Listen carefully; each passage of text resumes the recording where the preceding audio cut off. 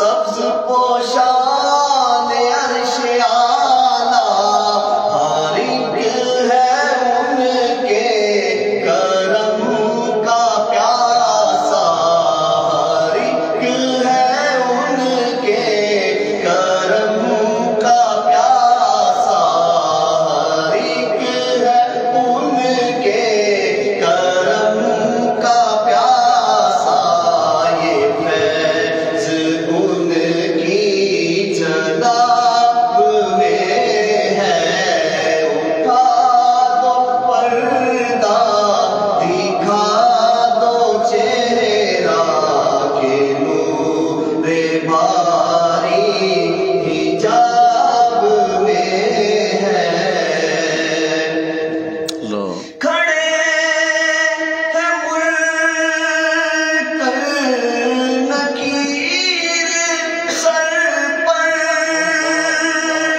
نہ کوئی حامی نہ کوئی آور، کھڑے ہیں مل کر نکیر سر پر، نہ کوئی حامی نہ کوئی آور، بتا دو آ کر میرے پیغمبر، بتا دو آ کر میرے پیغمبر کے سخت مشکل جواب میں ہے، اٹھا دو پردہ دکھا دو چہرہ کے نور باری حجاب میں ہے، خدا قہار ہے غضب پر، کھلے ہیں بدکاریوں کے دفتر، خدا قہار ہے غضب پر، کھلے ہیں بدکاریوں کے دفتر، بچا لو آ کر شفیع محشر، بچا لو آ کر شفیع محشر، تمہارا بندہ عذاب میں ہے، اٹھا دو پردہ دکھا دو چہرہ کے نور باری حجاب میں ہے، کریم ایسا ملا کے جس کے کھلے ہیں ہاتھ اور بڑے خزانے، کریم ایسا ملا کے جس کے کھلے ہیں ہاتھ اور بڑے خزانے، بتاؤ اے مفلسوں کہ پھر کیوں، بتاؤ اے مفلسوں کہ پھر کیوں تمہارا دل اضطراب میں ہے، اٹھا دو پردہ دکھا دو چہرہ کے نور باری حجاب میں ہے، کریم اپنے کرم کا صدقہ لیم بے قدر کو نہ شرما، کریم اپنے کرم کا صدقہ لیم بے قدر کو نہ شرما، اور رضا سے حساب لینا، اور رضا سے حساب لینا، رضا بھی کوئی حساب میں ہے، اٹھا دو پردہ دکھا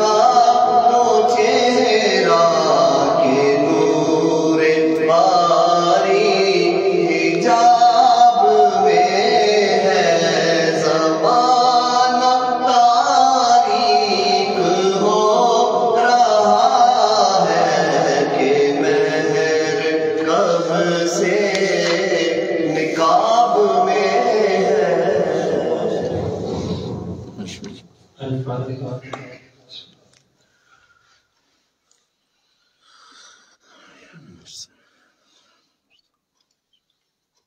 صلی اللہ تعالیٰ صلی اللہ علیہ محمد وآلہ وسلم.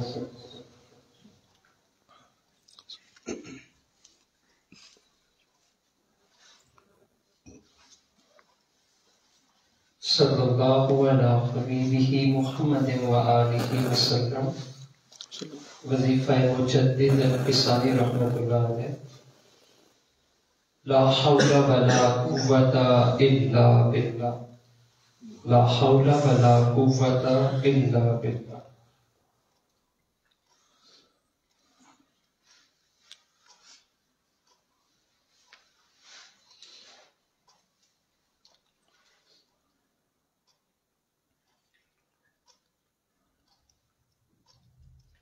لا حول ولا قوة إلا بالله العلي العظيم. لا حول ولا قوة إلا بالله.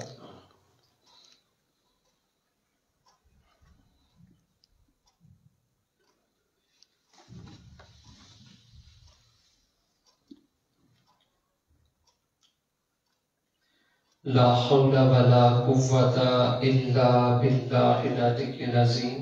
صلی اللہ علیہ حبیبہ محمد وآلہ وسلم.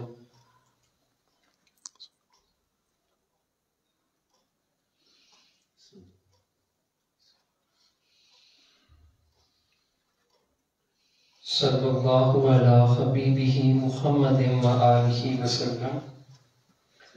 وظیفہ معصوم احمد سرخندی رحمۃ اللہ علیہ.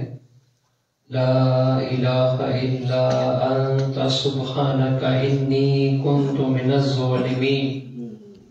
لا الہ.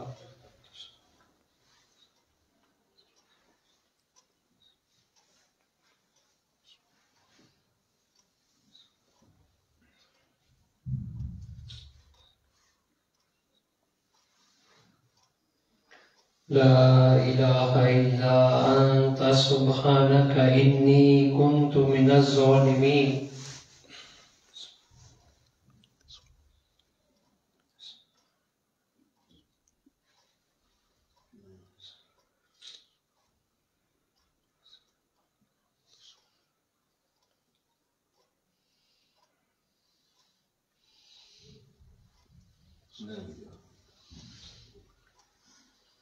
لا الہ الا انت سبحانک انی کنت من الظالمین.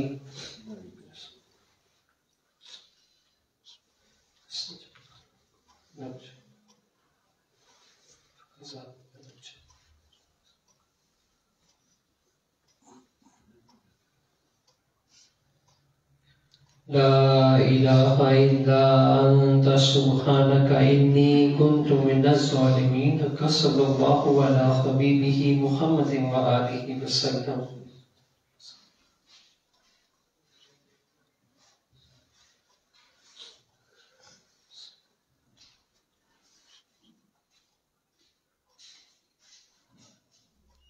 صلی اللہ علیہ حبیبہ محمد وآلہ وسلم.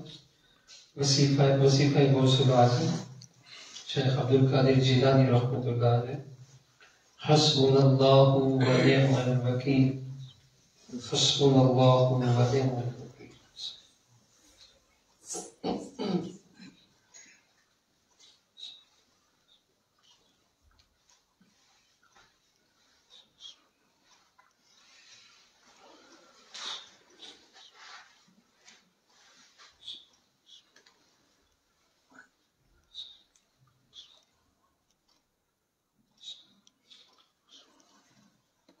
حسبنا اللہ ونعم الوکیل. نعم المولا ونعم النصیر. حسبنا اللہ ونعم الوکیل.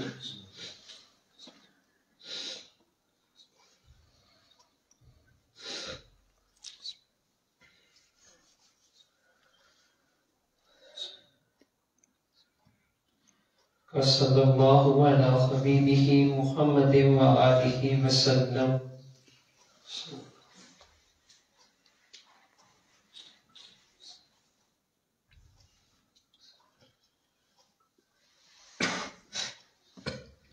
وظیفہ کردار اللہم یا عظیم یا عظیم یا عظیم یا عظیم.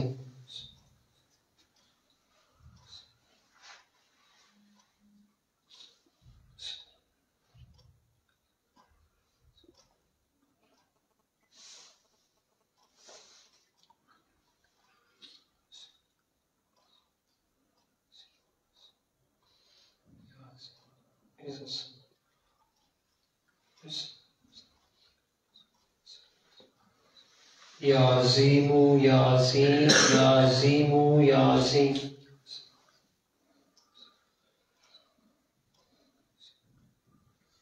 صلی اللہ علی حبیبہ محمد وآلہ وسلم.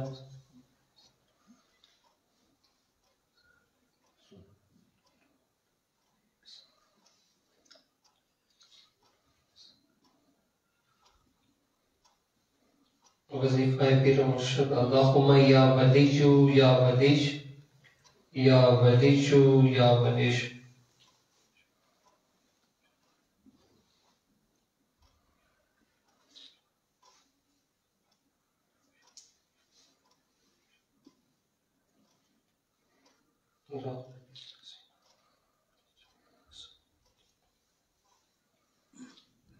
یا ولیج یا ولیج یا ولیج یا ولیج.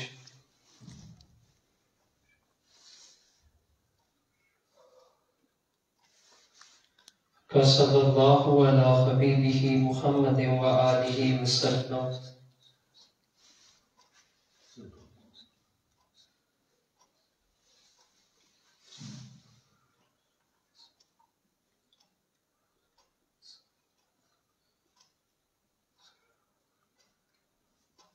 وظیفہ استغفار استغفر اللہ ربی من کل ذنب واتوب الیہ.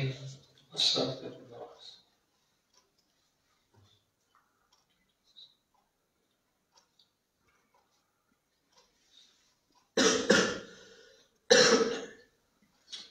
استغفر اللہ ربی من کل ذنب واتوب الیہ. استغفر اللہ.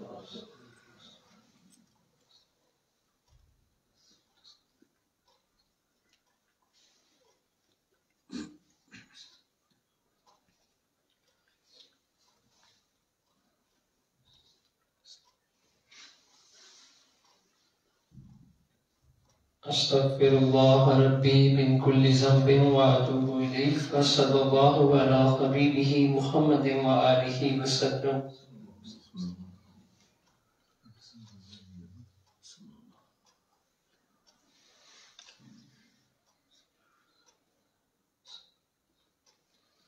الفاتحہ.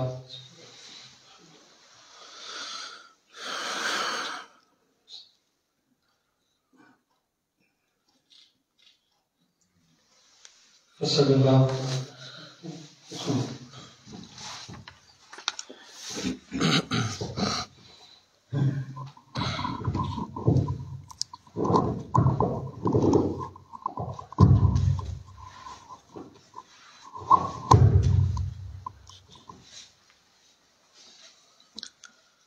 بسم اللہ الرحمن الرحیم. الحمد للہ رب العالمین والعاقبۃ للمتقین والصلاة والسلام علی سید الانبیاء والمرسلین. قال اللہ تعالی فی الکلام المجید بسم اللہ الرحمن الرحیم. الا ان اولیاء اللہ لا خوف علیہم ولا هم يحزنون. صدق اللہ العظیم. رب اشرح لي صدری ویسر لي امری واحلل عقدۃ من لسانی یفقہوا قولی. ان اللہ وملائکتہ یصلون علی النبی یا ایھا الذین آمنوا صلوا علیہ وسلموا تسلیما.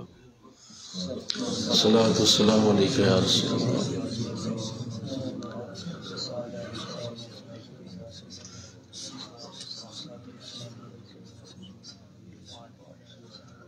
صلاۃ والسلام علیک یا رسول اللہ وعلی آلک واصحابک یا سیدی یا حبیب اللہ.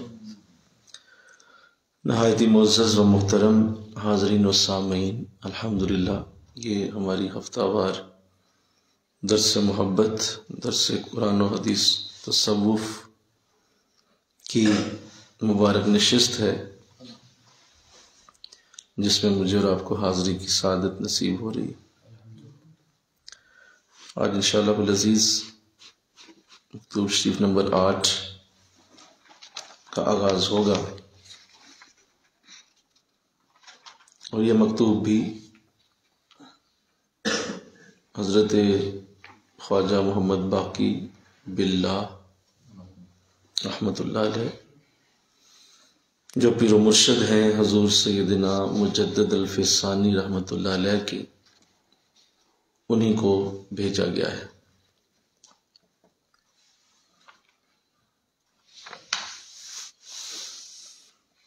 اس مکتوب شریف کی خوبی یہ ہے کہ اس میں طریقت کے بنیادی اصول بیان کیے گئے ہیں، اور طریقت و حقیقت کی بہت ساری بنیادی گفتگو اس کے اندر شامل ہے۔ اور دوسری اس کی خوبی یہ ہے کہ اس مکتوب شریف میں بزرگان نقشبندیہ کا مختصر حال بھی پیش کیا گیا ہے، جو کہ بہت ہی ضروری ہے ہم سب کے لیے کہ ہم اپنے اس طریقے کی بنیاد کو سمجھیں، اور اپنے اس طریقے کی بنیاد کو جان کر، اور پھر ہمارے سلسلے کے جو بزرگان ہیں ان کو بھی جانیں کہ وہ کس کس طرح کی برکتیں رکھتے تھے، اور کیا کیا ان کو اللہ نے اعزازات عطا فرمائے۔ یہ دو اس کے بنیادی موضوع ہیں، دیگر موضوعات بھی ہیں، لیکن اسی پہ زیادہ گفتگو رہے گی انشاءاللہ۔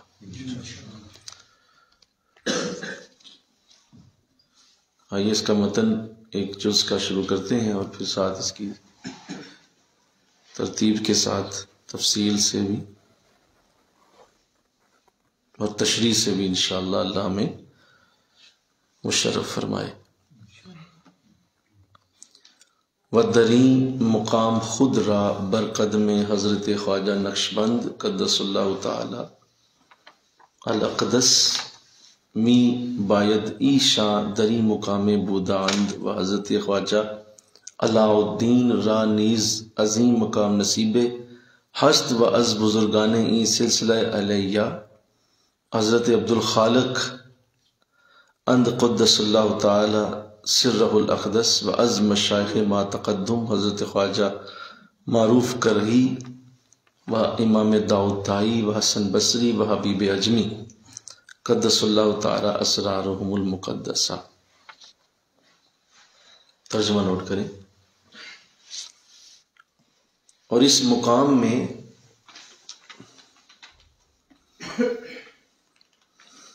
یہ خاکسار اپنے آپ کو حضرت خواجہ نقشبند رحمت اللہ علیہ کے قدم پر پاتا ہے،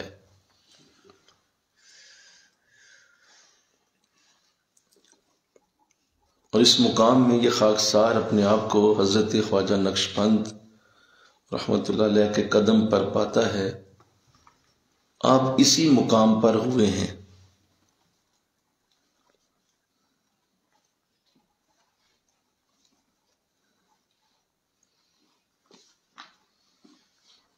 اور حضرت خواجہ علاء الدین عطار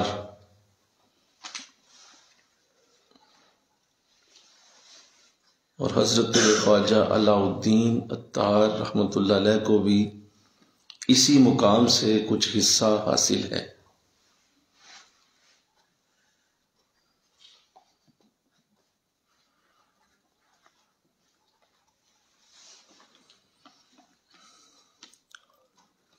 اور اس سلسلہ عالیہ کے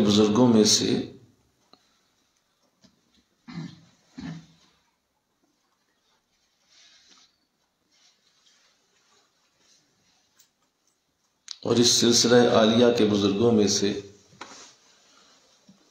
حضرت خواجہ عبد الخالق غجدوانی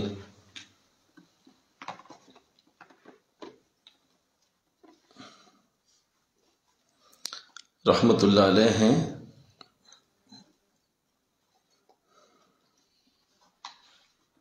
اور جو مشائخ ان سے پہلے گزرے ہیں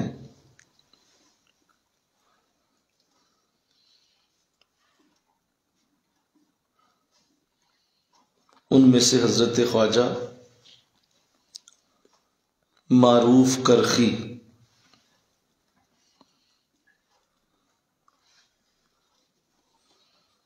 حضرت امام داؤد تائی،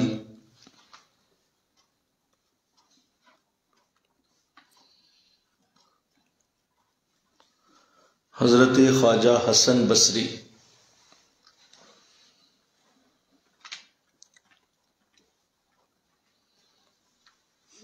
اور حضرت خواجہ حبیب اجمی،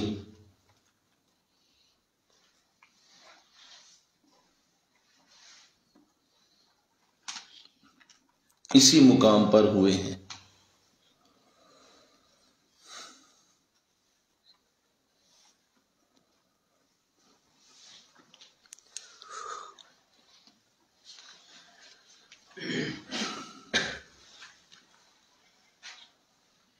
تو یہ جو متن میں نے پڑھا ہے، اس سے پہلے جو متن ہے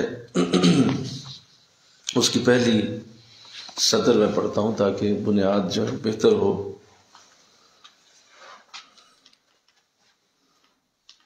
عرض داشت کم ترین بندگان احمدان کے اذان زمان بے صحف اورد اند و بقا بخشید اند علوم غریبہ و معارف نادرہ غیر متعارفہ بتواتر و تعوالی فائز وارد اند اکثر۔ کم ترین خادم احمد عرض کرتا ہے کہ جب سے اس خاکسار کو سیف میں لائے ہیں اور بقا عطا فرمائی ہے، عجیب و غریب علوم و معارف جو پہلے متعارف نہ تھے، پے در پے و مسلسل فائز و وارد ہو رہے ہیں۔ پھر سن لیں، کم ترین خادم احمد عرض کرتا ہے کہ جب سے اس خاکسار کو سیف میں لائے ہیں اور بقا عطا فرمائی ہے، عجیب و غریب علوم و معارف جو پہلے معلوم و متعارف نہ تھے، پے در پے و مسلسل فائز و وارد ہو رہے ہیں۔ اب آگے، اور اس مقام میں یہ خاکسار اپنے آپ کو حضرت خواجہ نقشبند کے قدم پر پاتا ہے۔ اب اسی مقام پر ہوئے ہیں، اور حضرت خواجہ علاء الدین اتار کو بھی اسی مقام سے کچھ حصہ حاصل ہے، اور اس سلسلہ عالیہ کے بزرگوں میں سے حضرت خواجہ عبد الخالق غجدوانی رحمت اللہ علیہ ہیں، اور جو مشائخ خود سے پہلے گزرے ہیں ان میں حضرت خواجہ معروف کرخی، حضرت امام داؤد تائی، حضرت خواجہ حسن بصری اور حضرت خواجہ حبیب اجمی رحمت اللہ تعالی علیہم اسی مقام میں سے تھے۔ تو یہ آپ نے متن سن لیا۔ چونکہ اس مکتوب شریف میں نے جیسے عرض کیا کہ بنیادی گفتگو کی گئی ہے، اور آپ نے اس کے پہلے جملے سے جو اندازہ لگایا اور آپ کو علم ہو گیا، آپ نے اپنے حضرت کو یہ فرمایا ہے کہ حضور اب میں بقا میں آ چکا ہوں اور صحب میں ہوں، میری حالت جو ہے وہ اس وقت یہ ہے کہ میں بقا کی حالت سے مشرف۔ تو اس سے پہلے کہ میں عرض کروں مزید اگلی گفتگو، بقا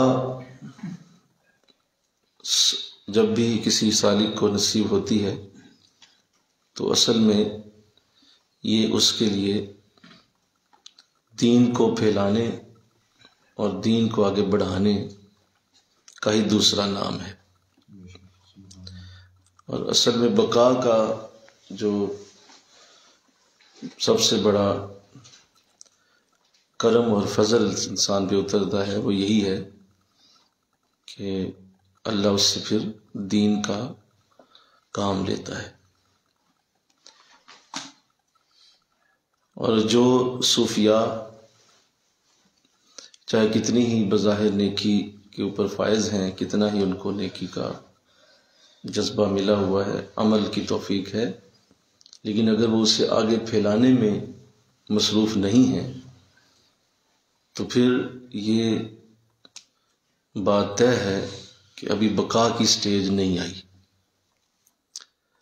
بقا سے مراد باقی ہو جانا ہے، اور باقی وہی ہوگا جو باقی رہنے والے کام کر رہا ہوگا. تو آپ نے پہلا جملہ یہ فرما دیا کہ حضور اب میری حالت سہو والی ہے، اور اب میری حالت قبض والی نہیں ہے، بلکہ اب میں سہو کی حالت میں ہوں، اور ساتھ ہی مجھے بقا کی سعادت بھی مل چکی ہے. اور پھر اس دوران اب جب بقا میں آیا ہوں تو عجیب و غریب معارف روز پے در پے مجھ پہ نازل ہو رہے ہیں. تو ایک صوفی جو اس سٹیج پہ پہنچ جاتا ہے، آپ کو اللہ سب کو یہ عطا فرمائے انشاءاللہ. اب سب اس جگہ پہنچیں اور اب سب کو یہ الفاظ صرف الفاظ ہی نہ ہوں بلکہ حقیقت میں نصیب ہو. تو آپ دیکھیں گے کہ روزانہ آپ ایک نئی حالت وارد ہوگی، ایک نیا روزانہ انداز ہوگا، روز ہر ایک نئی کیفیت سے آپ گزر رہے ہوں گے. تو یہ اس بات کی علامت ہوگی، ثبوت ہوگا کہ اب یہ وہ بقا کی حالت کے اندر آ چکا ہے، اور پھر وہ کیفیات آتی جاتی رہیں گی، آپ اپنے مقصد کے اوپر لگے رہیں گے. اور وہ کیفیات صرف آپ کو یہ بتا رہی ہوں گی کہ مجھے بقا حاصل ہو چکی ہے، اور آپ اس بقا کی مختلف کیفیات سے اپنے آپ کو بس جج کرتے ہوتے ہیں کہ میں واقعی اسی راستے کے اوپر بقا کی حالت میں ہوں. نہ تو وہ کیفیت آپ کو کسی بھی انداز سے ڈسٹرب کرے گی، نہ ہی اس کیفیت کے آپ اس کے زیر اثر آ کر اپنے اس مشن کو چھوڑیں گے، اور نہ ہی آپ اس کیفیت کے زیر اثر آ کے کسی غرور اور تکبر میں مبتلا ہوں گے. ایسا نہیں ہوگا. تو ایک تو بات یہ ہو گئی کہ آپ نے جو فرمایا کہ مسلسل مجھ پہ کیفیات وارد ہو رہی ہیں، پے در پے مجھ پہ اس طرح کے انداز ہو رہے ہیں. تو یہ میں نے عرض کر دیا کہ یہ بقا میں ہوتا ہے، کیونکہ ظاہر ہے اس نے اب دین کا کام کرنا ہے، تو اللہ اس کو بہت ساری اپنی طرف سے برکتوں کے، رحمتوں کے انداز اس کے قلب پہ، اس کی لطائف پہ، اس کی سوچ پہ، اس کے شعور پہ نازل کرتا ہے. یعنی وہ سمجھے کہ اس کو اکوپڈ کیا جا رہا ہوتا ہے، اور اس کو بہترین انداز میں تیار کیا جا رہا ہے، اور اس کے بعد ان کو بھرا جا رہا ہوتا ہے کہ اب وہ بڑی احسن طریقے سے دین کی خدمت کر سکے، اور جو بزرگوں کا طریقہ ہے وہ اسے آگے چلا سکے. الحمدللہ. یہ بات کرنے کے بعد اب آپ جس خوبصورت متن سے آپ نے یہ دیکھا ہے، پڑھا آپ نے، کہ آپ نے پھر کچھ بزرگوں کے نام باقاعدہ لیے ہیں، اور یہ وہ خوبصورت انداز ہے کہ جو ایک صوفی کو معتبر بنا دیتا ہے. کیا بنا دیتا ہے جی؟ وہ معتبر صوفی ہے جو اپنے بزرگوں کی بات کرے، اس کے اعزازات اور اس کی برکتوں میں اضافہ ہو جاتا ہے. اللہ خوش ہوتا ہے، اس کے بندے نے شکر گزاری کی ہے، اور وہ خود ہی اپنی بات کو ہی نہیں پیش کر رہا بلکہ ساتھ ہی ساتھ وہ اپنے بزرگوں کو بھی پیش کرتا ہے، اور اپنے بزرگوں کو بھی وہ ضرور یاد کرتا ہے. تو لہٰذا جیسے کہ پہلے بھی عرض کیا جا چکا کہ یہ ساری کی ساری تعلیم بزرگوں کی ہی ہے، تو یہ کیسے ہو سکتا ہے کہ آپ اللہ والوں کے ذکر کے بغیر تصوف سیکھ سکیں؟ اور آپ تصوف کی برکتیں لینا چاہ رہے ہیں، لیکن آپ اسے بزرگوں کی نسبتوں کے بغیر یا ذکر کے بغیر سیکھیں گے تو ایسا نہیں ہو سکتا۔ اللہ والوں کی یاد، ان کی محبت اور پیار ساتھ ساتھ چلتا ہے، اور اس میں ہر آنے والا دن اضافہ ہی ہوگا انشاءاللہ، یہ بڑھے گا۔ تو آپ نے پھر یہی کیا کہ اپنے سلسلے کے کچھ بزرگوں کے نام اس میں باقاعدہ لیے ہیں، اور یہ انداز وہی ہے کہ جیسے قرآن پاک میں اللہ نے بھی حضور علیہ السلام کو بتانے سمجھانے کے لیے بہت سارے نبیوں کے قصے بیان فرمائے، اور آپ نے ان کا ذکر کیا ہے۔ آدم علیہ السلام کا ذکر ہے، موسیٰ علیہ السلام کا ذکر ہے، سلیمان علیہ السلام کا ذکر ہے، ایوب علیہ السلام کی باتیں ہیں، حضرت یوسف علیہ السلام کا قصہ ہے۔ تو بڑے بڑے خوبصورت انداز میں اللہ نے اپنے نبیوں کی بات کر کے، تو اس کے پیچھے بیک گراؤنڈ یہی ہے کہ انہیں بھی یاد کریں آپ، بلکہ قرآن میں لفظ ہے وَذْكُرْ، جو ہے وہ وَذْكُرْ کے لفظ کے ساتھ اللہ نے اس کو لکھا کہ یاد کیجئے ان نبیوں کو۔ وَذْكُرْ ابراہیم، باقاعدہ کہا گیا کہ یاد کریں ابراہیم کو، فی الکتاب، میں اس کتاب میں انہیں یاد کرتا ہوں۔ تو اس لیے یہ ایک اصول ٹھہرا کہ بزرگوں کا ذکر خیر کرنا، بزرگوں کی بات کرنا، یہ ہم سب پہ لازم ہے، اور آپ سب بھی اس اصول کو نہ بھولا کریں، ہمیشہ اسی اصول کو یاد رکھیں کہ کسی جگہ بیٹھے ہوں تو اپنے بزرگوں کی باتیں فخر سے کریں، اپنے بزرگوں کو بڑے فخر سے پیش کریں، بھائی یہ میرے سلسلے کے بزرگ، اور میں ان کے ساتھ وابستہ ہوں، میں ان کے ساتھ نسبت رکھتا ہوں، میری نسبت ایسے لوگوں کے ساتھ۔ کھل کے پیش کریں، ان کی بات کریں، اور بڑے اہتمام سے کریں، اور اس پہ کوئی شرم کسی قسم کی یا سوچنا کہ پتہ نہیں کیا سوچے گا اگلا بندہ، بھائی سوچتا رہے جو مرضی سوچے، کیا ہوگا اس سے؟ کچھ بھی سوچے، وہ اس پہ ہے، وہ آپ کی ڈیوٹی، آپ کی وہ ذمہ داری تو نہیں ہے کہ وہ کیا سوچتا ہے۔ آپ اپنے بزرگوں کی بات کریں، تو یہ اسی سے ہوگا جس سے اللہ کوئی خاص برکت اس کو دینا چاہے گا کہ وہ اللہ والوں کی گفتگو اور باتیں اپنے سلسلے کے خاص طور پہ، اوورال تو سارے ہی ہمارے بزرگ ہیں، بولیے، لیکن اپنے سلسلہ کے جو خاص بزرگان ہیں ان کا ذکر خیر کرنا برکتوں سے خالی نہیں، محبتوں سے یا رحمتوں سے خالی نہیں۔ اس سے آپ کے اندر ایک یقین کی کیفیت پیدا ہوتی ہے، اس سے آپ کے اندر ایک عجیب و غریب، میں سمجھتا ہوں ایک ایسا جذبہ ہے جو صرف ان کے ذکر سے جڑا ہے، وہ ضرور پیدا ہوگا۔ پھر آپ کو خود اپنے اوپر پیار آئے گا کہ میں کن لوگوں کے ساتھ جڑا ہوا ہوں، اور آپ کو اپنی ذات سے ہی انس ہوگا، آپ کو اپنی ذات سے خاص قسم کی وابستگی پیدا ہوگی، یار میں بھی ان سے جڑا ہوں، ٹھیک ہے گندا، گناہ گار، برا، وہ علیحدہ بات، لیکن نسبت تو ہے نا، بولیے، برے ہیں کہ بھلے ہیں، دو چار قدم ہم بھی تیرے ساتھ چلے ہیں، تو یہ اس کا انداز ہوگا۔ بلکہ اپنے اوپر فرض کر لیا جائے کہ ضرور کہیں نہ کہیں موقع ملتے ہی اپنے بزرگوں کی بات کی جائے، اپنے بزرگوں کی گفتگو، اپنے بزرگوں کی یادیں تازہ کی جائیں۔ اس سے یہ بھی فائدہ ہوتا ہے کہ اگر کوئی شخص، کوئی مرید، کوئی صوفی، کوئی ایسا شخص ہے جسے بڑا پیار ہے ان بزرگوں سے، تو یہ بڑا ایک لازم و ملزوم عمل ہوگا کہ ان کی دعائیں بھی تمہارے ساتھ شامل ہوں گی، ان کی دعائیں بھی تمہارے ساتھ مل جائیں گی، اور وہ تم سے ایسا کام کروا سکتے ہیں جو تم اپنی ذات اور اپنی کوشش سے نہیں کر سکتے. لہذا ان کی دعاؤں سے جو ہوگا وہ تمہارے اپنی کوشش اور اپنی محنت سے نہیں ہو سکتا. اور ان کی دعائیں لینے کا ایک ہی طریقہ ہے کہ ان کا ذکر کیا جائے، ان کی بات کی جائے، ان کے لیے کہیں نہ کہیں ان کا ذکر چھیڑ دیا جائے.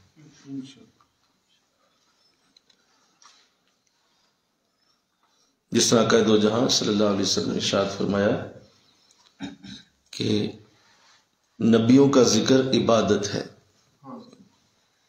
نبیوں کا نام لینا بولیے عبادت ہے، اور اللہ کے جو ولی ہیں ان کا نام لینا کفارہ گناہ ہے، گناہوں کی بخشش کا ذریعہ ہے. کہ آپ ان کا جب نام لیتے ہیں جو اللہ کے اعلیٰ اولیاء میں سے تھے تو اللہ آپ کے گناہوں کو معاف فرماتا ہے. اگر کوئی نبیوں کا نام لیتا ہے تو اللہ اس کا ثواب اور عبادت لکھتا ہے. تو نام بھی برکت سے خالی نہیں ہے تو زندگی کے حالات کیسے ہوں گے، ان کی زندگی کو پیش کرنا کیا خوشی کا یا برکت کا سبب ہوگا. تو اس طرح کرنے سے آپ کی معتبر ہونے کی ایک خاص برکت پیدا ہوتی ہے. اور جو بھی سنتا ہے آپ سے ان بزرگوں کا ذکر وہ کہتا ہے یار یہ اکیلا نہیں ہے، جی یہ اکیلا نہیں. اگر سمجھدار ہوگا، صاحب دل ہوگا، صاحب نظر ہوگا تو ضرور یہ سوچے گا یار یہ کوئی للیوں کا بال نہیں ہے، اور میں بھی نہ اس کے ساتھ میں بیٹھوں. ادھر پچھلے آ گئے تھے، انہوں نے میرا تیا پانچا کر کے رکھ دینا. آپ زندگی میں بھی عام دنیا داری میں بھی اس کی مثال دیکھیں کہ لوگ کتنا فخر کرتے ہیں اپنے سو کالڈ، اپنی برادری پہ، اپنی ذات پہ. اگر کوئی ان کی فیملی میں کوئی ایسا شخص ہو جو دنیا داری کے کسی عہدے پہ ہوتا ہے تو لوگ اس کی بڑی یاد سے بات کرتے ہیں کہ میرا فلاں رشتہ دار فلاں جگہ فائز. تو یہ آج 2 دن کی جو زندگی ہے اس کے اوپر اتنا لوگ اتراتے ہیں، فخر کرتے ہیں، جس کی کوئی ویلیو نہیں، ذرہ برابر ویلیو نہیں ہے اللہ اور اس کے رسول کی نظر میں کہ یہ کیا ہے، کچھ بھی نہیں. اس کے اوپر جناب اتنا اپنے آپ کو بنانا اور سنوارنا اور لوگوں کو بتانا کہ میرا فلاں بھی رشتہ دار فلاں جگہ ہے، فلاں رشتہ دار فلاں جگہ. حالانکہ وہ رشتہ داری صرف یہیں تک ہے، اس کا حشر کے دن کوئی تعلق نہیں، وہ تو ختم ہو جائے گی اور اس کا کوئی ذکر تک نہیں ہوگا. تو اس کا اتنا آپ کریں یا سوچیں تو کبھی آپ غور تو کریں جو اصل آپ کے رشتہ دار ہیں، جو حقیقت میں آپ کے رشتے والے، جو یہاں نہیں حشر میں بھی کام آئیں گے.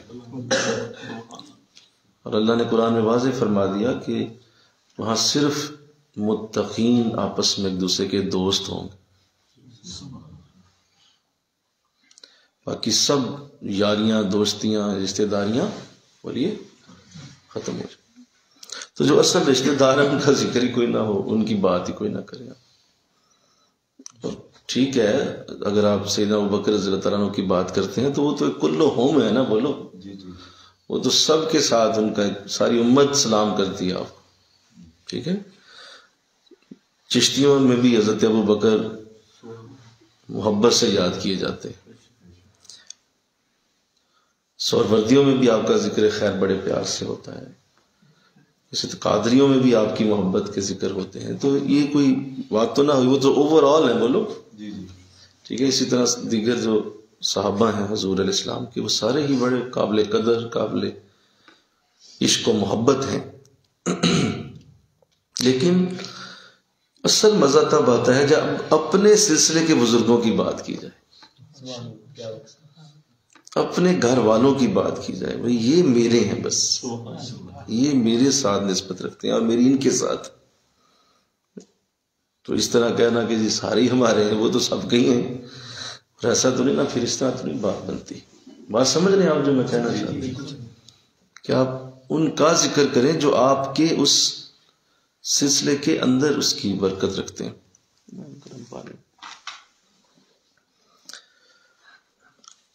تو انشاءاللہ کہہ دیجیے اللہ توفیق دے. یہ جو ہمارا شجرہ ہے اس کے پیچھے بھی یہی حقیقت ہے.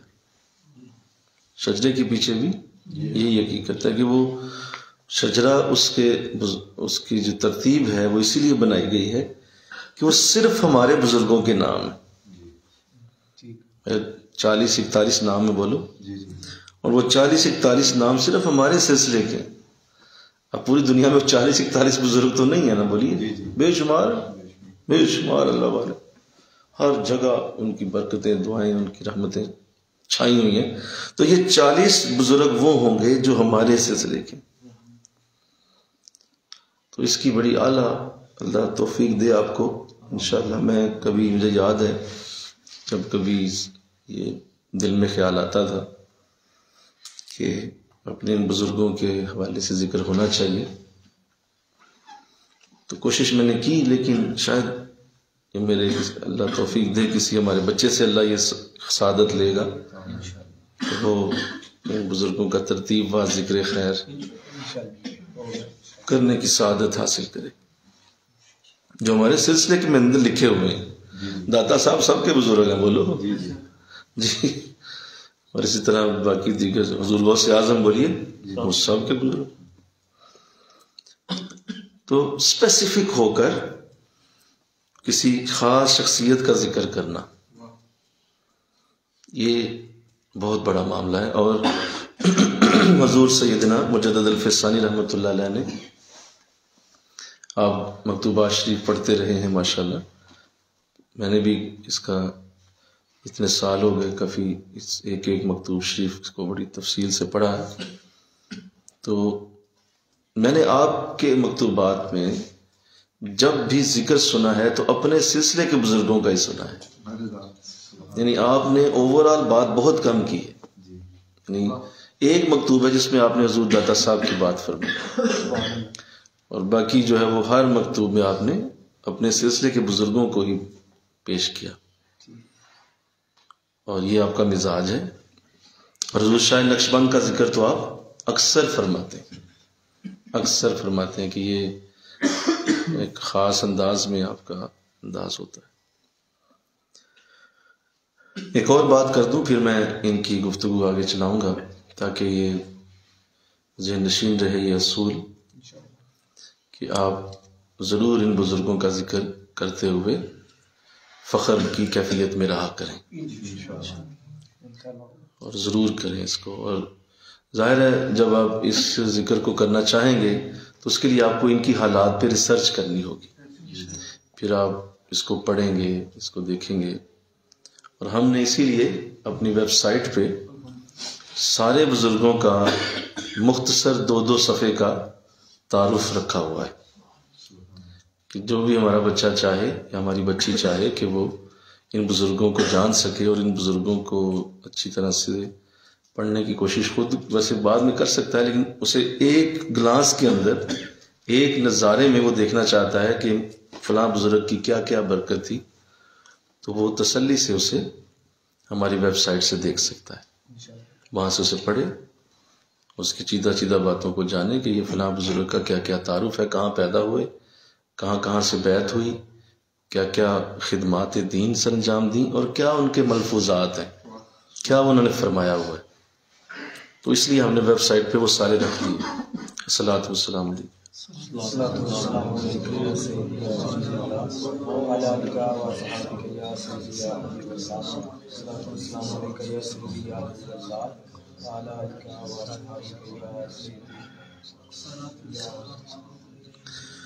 تو اس سے آپ کو بڑی آسانی ہوگی انشاءاللہ، بڑی آسانی ہوگی، اور آپ ضرور اسے اسٹڈی کریں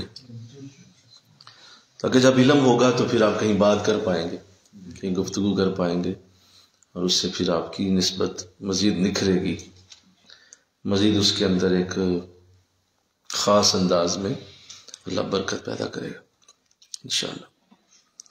تو آئیے سب سے پہلے آپ نے جن کا ذکر کیا میں اسے رکھتا ہوں سامنے، اور ایک ایک کر کے ہم ان تمام بزرگوں کو دیکھیں گے اور اس کی چیدہ چیدہ باتوں پہ غور بھی کریں گے۔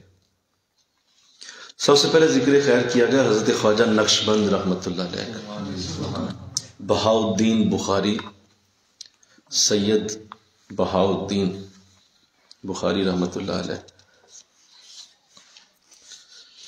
آپ کی ولادت باسعادت 4 محرم 718 قصر عارفہ میں ہوئی، جو بخارا سے 1 فرسنگ کے فاصلے پر ہے۔ بخارا کا شہر، وہاں ایک چھوٹا سا قصبہ، آج بھی اس کا نام یہی ہے، قصر عارفہ، جس کا پرانا نام قصر ہندواں تھا۔ کیا نام تھا جی؟ ہندواں۔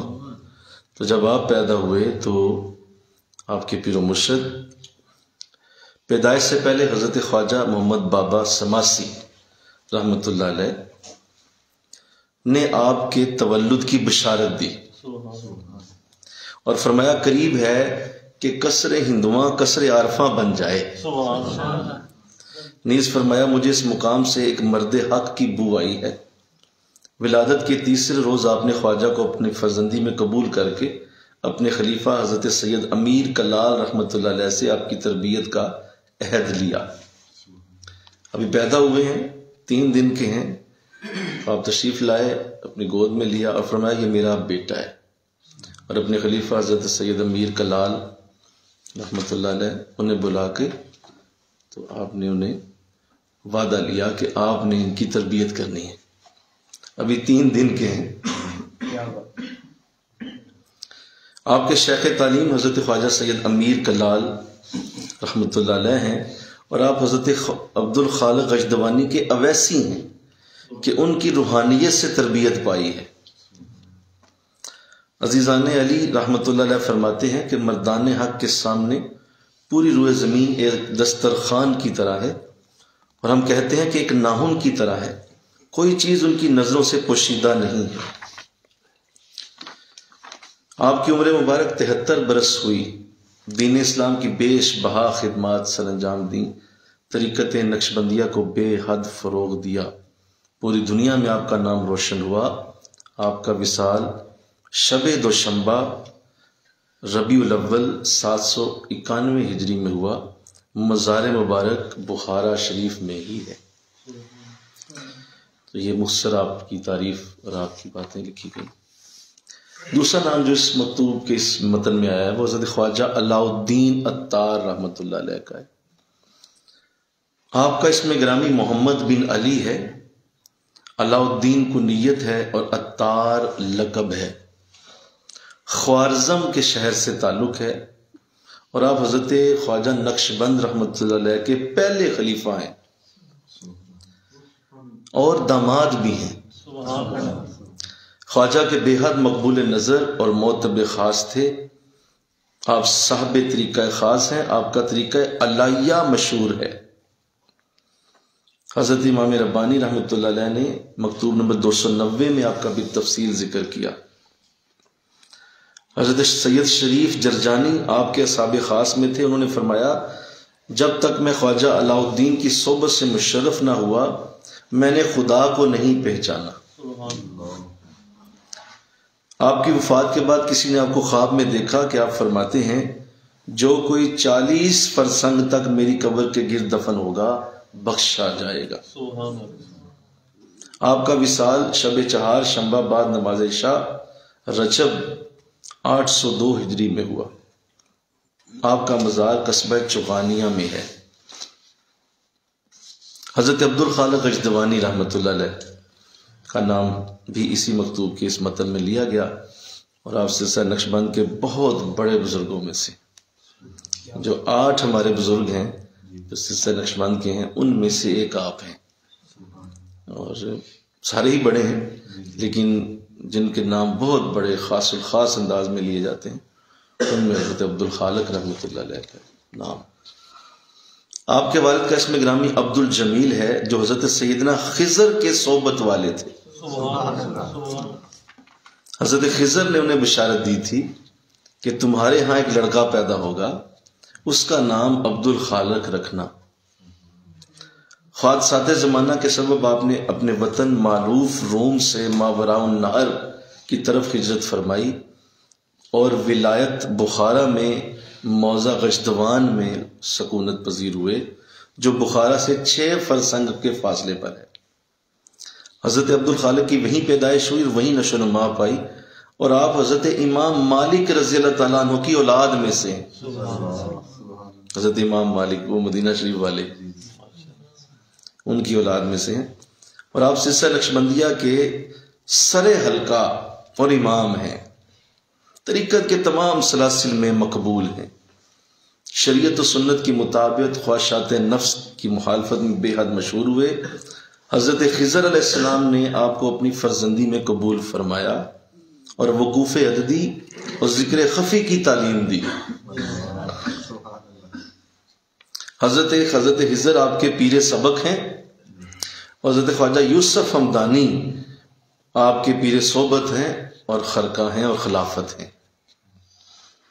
سلسلہ نقشبندیہ کی جو 8 بنیادیں ہیں وہ آپ ہی کی مقرر کردہ ہیں۔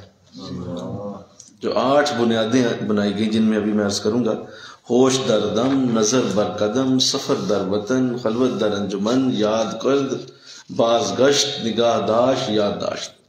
یہ 8 بنیادیں جو بنائی گئی سلسلہ نقشبند کی، وہ اسی آپ ہی کے ہاتھوں سے، آپ ہی کی برکت سے ہوئی ہیں۔ آپ کا وصال 12 ربیع الاول 575 ہجری کو ہوا۔ آپ کا مزار غجدوان میں ہے، جو بخارا کے قریب ہے۔ تیسرا نام جو یہاں ذکر کیا گیا، چوتھا نام، حضرت خواجہ معروف کرخی رحمۃ اللہ۔ آپ کا اس میں ہم نا حضور کی بارگاہ کی طرف جا رہے ہیں، یعنی نقشبند رحمۃ اللہ علیہ سے اوپر کی طرف موو کر رہے ہیں، نیچے نہیں آ رہے، بولیے اوپر کی طرف جا۔ آپ کا اس میں گرامی معروف اور کنیت ابو محفوظ تھی، والد کا نام فروزان تھا، آبائی دین آتش پرستی تھا۔ کرخ کی حکومت آپ کے نانا کے زیر نگیں تھی، جو آتش پرست تھے۔ آپ نے حضرت علی بن موسیٰ کے دست اقدس پر رضی اللہ تعالیٰ عنہ اسلام قبول فرمایا، پھر اپنے والدین کو بھی اسلام سے مشرف فرمایا۔ آپ متقدمین مشائخ میں سے تھے، حضرت داؤد تائی کی صحبت میں رہے، حضرت شیخ سدی سختی کے استاد تھے۔ آپ نے علوم دینیہ کی تحصیل و تکمیل حضرت سیدنا امام اعظم سے فرمائی، ابو حنیفہ رحمۃ اللہ علیہ۔ شرف بیعت حضرت سیدنا حبیب اجمی سے ہے، جن کو شرف بیعت اور خرقہ خلافت سیدنا سلمان فارسی رضی اللہ تعالیٰ عنہ سے ملا تھا۔ یعنی آپ کے جو مرشد ہیں ان کو خلافت اور بیعت، ان کی خلافت جو ہے حضرت سیدنا سلمان فارسی رضی اللہ تعالیٰ عنہ سے۔ اس اعتبار سے آپ کا اکابر مشائخ نقشبندیہ میں شمار ہے۔ آپ تبع تابعین کی صف میں شامل ہیں، مستجاب الدعوات تھے۔ عوام الناس سے آپ کا واسطہ، عوام الناس آپ کا واسطہ دے کر اللہ سے بارش طلب کیا کرتے تھے۔ سبحان اللہ۔ تقوی اور فتوت میں مشہور تھے۔ خلیفہ معتصم عباسی کے دور میں بغداد میں 206 ہجری میں وصال فرمایا۔ آپ کا مزار بغداد شریف کے قدیمی قبرستان میں موجود ہے۔ حضرت امام داؤد تائی، آپ کا اس میں گرامی داؤد ہے، ابو سلیمان کنیت ہے اور لقب امام الفقہا ہے۔ آپ اہل تصوف و طریقت کے سرداروں میں شمار ہوتے ہیں۔ سید القوم تھے، حضرت خواجہ حبیب رائی کے مرید و خلیفہ تھے۔ آپ دیکھ رہے ہیں سب نے بیعت کی ہوئی ہے، بولیے سب مرید ہیں، خلیفہ ہیں، مرید ہیں، خلیفہ سب۔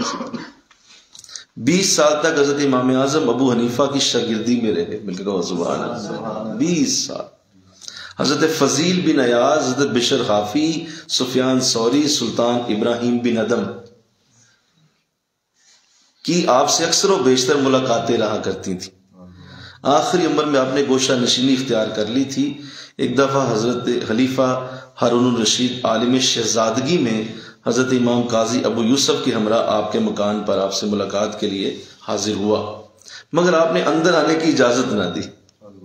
بادشاہ آیا ہے، اندر آنے کی اجازت نہ دی۔ بالآخر آپ کی والدہ محترمہ کی سفارش پر دونوں حضرات حاضر ہوئے اور آپ کے ارشادات عالیہ سے مستفید ہوئے۔ آپ کا وصال 165 ہجری میں بغداد شریف میں ہوا اور وہیں مدفون ہوئے۔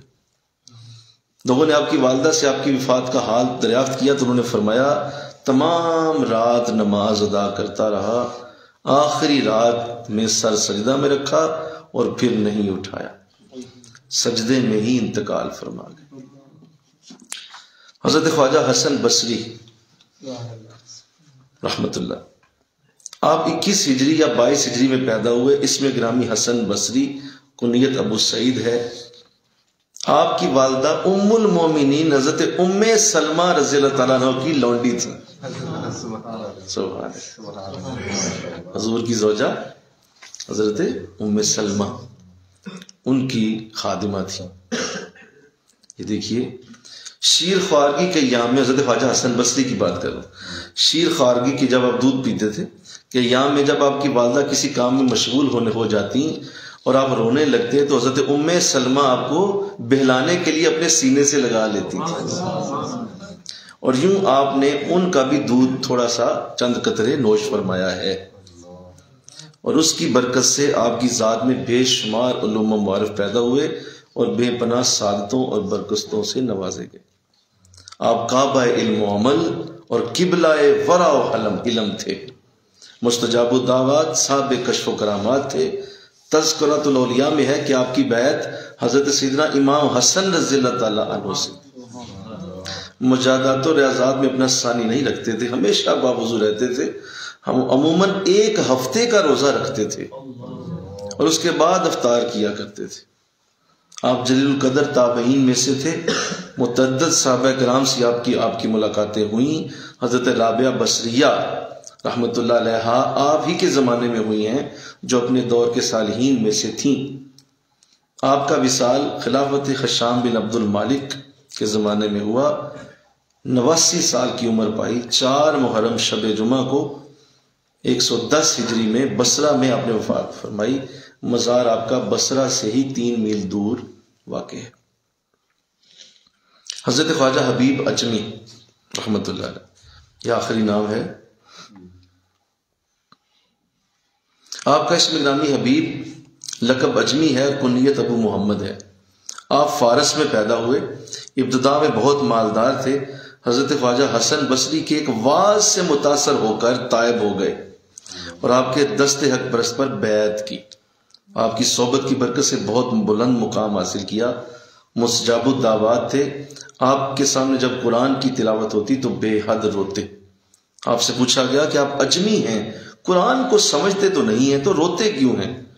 تو فرمایا اگرچہ میری زبان اجمی ہے مگر میرا دل عربی ہو گیا، میرا دل عربی ہو گیا۔ حضرت امام محمد بن حنبل، حضرت امام شافعی کے علاوہ بے شمار قابل فقہا مشائخ سے آپ کی ملاقاتیں ہوئی ہیں۔ 156 ہجری میں وصال فرمایا اور بصرہ میں دفن ہوئے۔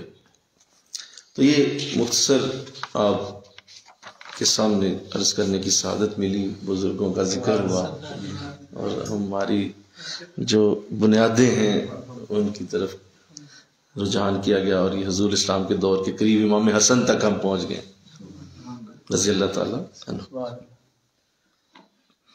اس ایک بات تو آپ کے سامنے کھل کے سامنے آئی کہ ہمارے تمام بزرگوں کی یہی انداز رہے کہ سب نے بیعت فرمائی، سب نے اپنے شیخ کے ساتھ والہانہ وقت دیا، اپنے شیخ کی خدمتوں میں وقت گزارا، کئی سال انہیں گزرے، پھر ان کی خلافتوں سے مشرف ہوئے، پھر اللہ نے اور برکتیں عطا فرمائیں۔ تو لہٰذا یہ ایک مستحکم سلسلہ ہے، ایک مستحکم، ایک باقاعدہ بنیاد کے ساتھ چلتا ہوا ایک سلسلہ ہے، جو کسی طرح بھی اس کو آپ یہ نہیں کہہ سکتے کہ آج یہ ٹوٹ گیا، استغفر اللہ، ایسا نہیں ہوا، ایسا نہیں ہوتا۔ اور حضور کی امت کی خوبی ہے وَلَلْآخِرَةُ خَيْرٌ لَكَ مِنَ الْأُولَىٰ، ہر آنے والا دن تیرا پچھلے دن سے بہتر ہوگا۔ ہر آنے والی گھڑی تیری پچھلی گھڑی سے بہتر ہے۔ تو یا تو آپ اس آیت کریمہ کو سمجھا دیں، پھر ہمیں آپ ہمیں سمجھا دیں نا، اگر آپ کی عقل زیادہ اس سے میں آ رہی ہے تو آپ ہمیں سمجھا دیں یہ آیت کہ اس آیت کا معنی کیا ہے بنتا کہ ہر آنے والی گھڑی تیری پچھلی گھڑی سے بہتر کریں گے ہم۔ اس کا مطلب یہ ہوا کہ اگر یہ لوگ اس دور میں اس طرح برکتیں لیتے تھے تو آج بھی اللہ اسی طرح برکتیں عطا فرما رہا ہے، بلکہ اس سے کہیں زیادہ عطا فرما رہا ہے، اس سے کہیں زیادہ عطا فرما۔ اب اس بات کو ذہن نشین کریں کہ یہ لوگ تو اپنے دوروں میں بے مثال رہے، اور آپ نے ابھی ان کی گفتگو پڑھی، مستجاب الدعوات، کثیر العبادت، بہت ساری اور بھی آپ نے دیکھی ان کی خوبیاں۔ ہفتہ ہفتہ روزہ رکھتے بولو جی، ایک ہفتے کا روزہ، پورا ویک روزے میں انسان رہے، تو پھر افطار کرتے، اور جو ہے وہ بڑے بڑے لمبے وظائف اور بڑی بڑی خوبصورت آپ کو ظاہر ترتیب ملی ہوگی جس طرح سے انہوں نے کیا۔ تو آج ہمارے دور میں یہ یاد رکھنا چاہیے کہ انداز بدل گیا ہے، اب یہ انداز نہیں ہے کہ ہمیں جس دور میں ہمیں اللہ نے بھیجا ہے، جس دور میں ہم پیدا ہوئے، اس دور میں اللہ کی بارگاہ کا انداز کچھ یوں ہے کہ اگر کسی نے 5 نمازیں بھی صحیح پڑھ لینا، تو میری بات سنو غور سے، 5 نمازیں بھی کسی نے صحیح پڑھ لیں تو اللہ اسے اپنی ولایت عطا فرما سکتا ہے۔ یہ تو وہ ہیں جنہوں نے اتنی محنتوں کے بعد ولایتوں کو حاصل کیا، بڑی محنت کی، بڑی کوشش کی۔ اس دور میں اب یہ انداز نہیں، اب تو لاٹری ہے، بولیے، اب تو سمجھیں آپ کی ایک سمجھیں اللہ کی طرف سے ایک سکیم آئی ہوئی ہے،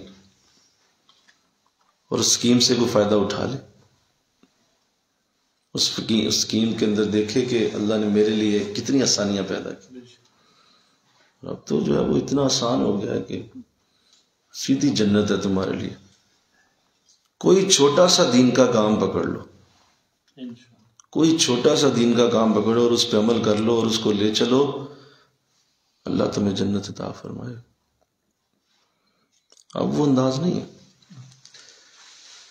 اس لیے بڑے اہتمام سے یہ بات سنیں کہ ہیں تو ہم انہی کے فرزند، انہی کی دعاؤں کے ساتھ چلتے ہیں، ظاہر ہے پیچھے تک انہی کے نام ہیں، اور ان کو جب بھی بزرگوں کو یاد کیا جائے گا تو انہی کی دعاؤں کا سلسلہ شروع ہوگا، لیکن یہ وہ اعلیٰ لجپال ہیں کہ یہ اپنے ان محبت والوں سے اس طرح کی محنت نہیں کرواتے جیسے خود کر کے گئے ہوئے۔ یہ کہتے ہیں کہ باقی کام ہم کر لیں گے، آپ بس اٹیچ رہیں، ساتھ ساتھ چلتے جائیں، ساتھ ساتھ چلتے جائیں، باقی چیزیں ہم کر لیں گے۔ اور چونکہ مضبوط ہے بنیاد اور پیچھے معاملات بہت بڑے ہیں تو آگے جو ہے وہ اتنا مسئلہ نہیں ہے۔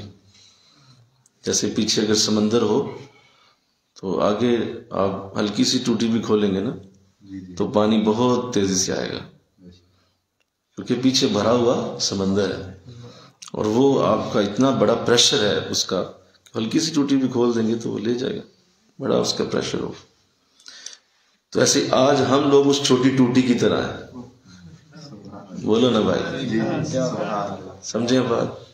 ہمارا انداز آج وہ ایک چھوٹی سی ٹیب کی طرح کا ہے کہ بس وہ پیچھے اتنا زور ہے اس سمندر کا، اتنی اس کی روانی ہے کہ بس ہمیں وہ اپنا فنکشن تھوڑا سا پرفارم کرنا ہے، باقی پیچھے سے بزرگوں کی برکت بہت بڑی۔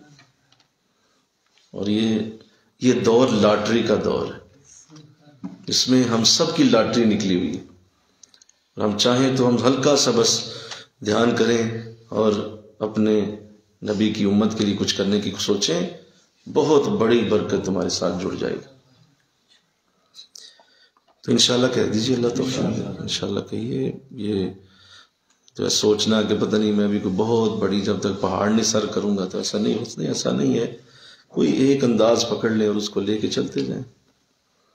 جس کو قرآن پڑھانا آتا ہے قرآن پڑھائے، جس کو حدیث پڑھانی آتی ہے حدیث پڑھائے، جس کو نعت خوانی آتی ہے نعت خوانی کرے، جس کو درس دینا آتا ہے درس دے، جس کو کوئی جو ہے وہ اور کوئی اس کا ذہن بنتا ہے دین کے لیے کچھ کرنے کا، اس طرف چلے، مطلب چلے، اور پھر اس کی برکت بے شمار برکت۔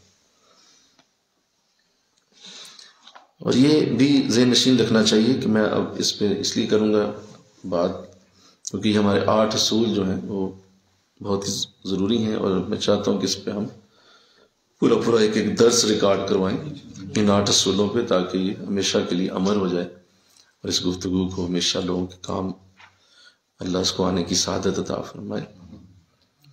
تو میں صرف یہ آج چاہ رہا ہوں کہ ہم ان بزرگوں کی نسبتوں سے کم از کم یہ بات سیکھ لیں کہ ہمارے اکابرین کی برکت ہمارے ساتھ بہت بڑی ہے۔ اور اگر سنیں، یہ عجیب بات سنانے لگا کہ اگر کوئی ایسا کرتا، یعنی کوئی ان بزرگوں کی ان برکتوں کو نہیں لیتا، اور وہ اس طرح سے نہیں کرتا، اور اس طرح سے وہ اس کو آگے پھیلانے کی کوشش نہیں کرتا، یا وہ مطلب اپنی سستی میں یا اپنے کسی بھی باطنی معاملے میں، یا اس کا دل ہی نہیں کرتا یا ذہن ہی نہیں بنتا اس کا اس طرف آنے کا، تو یہ کیا کریں گے؟ یہ کسی ایسے شخص سے کام لے لیں گے جو بظاہر نہ تمہارے سلسلے کا ہوگا، نہ ہی تمہاری وہ اس نسبت کے حامل میں سے ہوگا، بلکہ بس وہ اپنی توجہ کے ساتھ اس سے وہی کام لے لیں گے جو یہ اپنے کسی بڑے اعلیٰ بندے سے لیتے، یہ تمہیں چھوڑ کر اس کو منتخب کر لیں گے۔